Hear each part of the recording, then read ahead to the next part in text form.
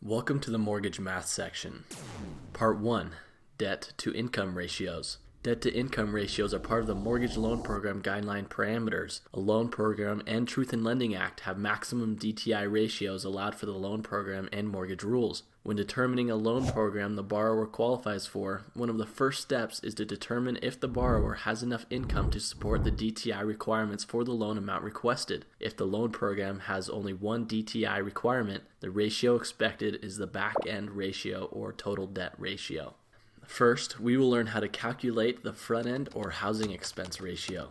The front-end ratio is calculated by taking the total housing expense and dividing it by the gross income of the borrower. You can remember the total housing expense with the acronym PITI, principal, interest, taxes, and insurance. The answer is a percentage with 2 decimal places. Be mindful that most automated underwriting systems do not use a front-end debt ratio, only total debt ratio for most loan programs. Let's do an example together.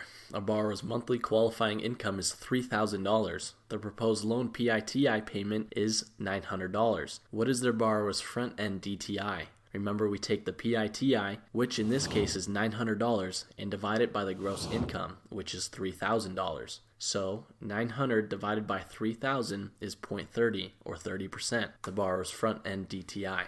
Now we will learn how to calculate the back-end DTI ratio. The back-end is calculated by totaling the total amount of monthly debts that the borrower has, including the housing expense, and dividing it by the gross income of the borrower. It is sometimes called the total debt ratio. Only monthly debts from the credit report and obligations such as alimony and child support are included in this ratio. No utilities, cell phone, or other living expenses are included. Here's an example. A borrower's monthly qualifying income is $3,000. The current proposed loan PITI is $900. They have a car payment of $300, credit card payment of $45, and a cell phone bill of $100. The back-end DTI will include the car payment, mortgage payment, and credit card payment, but does not need to include their cell phone bill. Debts that are included in the total debt ratio are debts that are shown in the credit report, alimony, child support, judgment payments, IRS payments, and other non-utility debt obligations. Expenses for daily living, utilities, insurance, and other household or personal expenses are not a factor. What is the borrower's back-end DTI?